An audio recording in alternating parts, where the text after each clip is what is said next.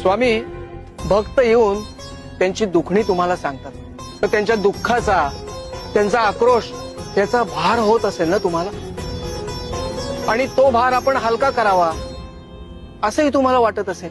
गोपाळा, दरवेळी असं करता येत नाही. स्वामी, एकदाच तुम्ही त्यांची दुखणी, त्यांचा भार हलका का नाही करत? त्यांच्यावर एकदाच तुमची कृपादृष्टी का नाही करत? झाड सावली का देत?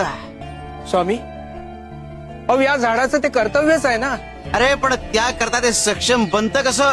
स्वामी, ते झाड रोपटं असताना ऊन, पाऊस, थंडी, वारा हे सगळं त्याने सहन केलं. त्यातूनच त्याला हे सहन करण्याची शक्ती आली. आम्हाला सांग, जर झाड रोपटा असताना आम्ही त्याच्यावर सावली धरली तर ते झाड मोठे होईल का? स्वामी, ते झाड खुरटलं असतं, एवढं उंच झालंच नसतं. अरे जो नियम झाडाला तोच नियम आमच्या भक्तांना. त्यांना या संसारात जगताना, संकटांना सामोरं जाताना बळकट बनवण्याकरता आम्हाला छत्र धरता येत नाही. आणि एकदा का ते सक्षम झाले की छत्र धराची आवश्यकताच पडत नाही.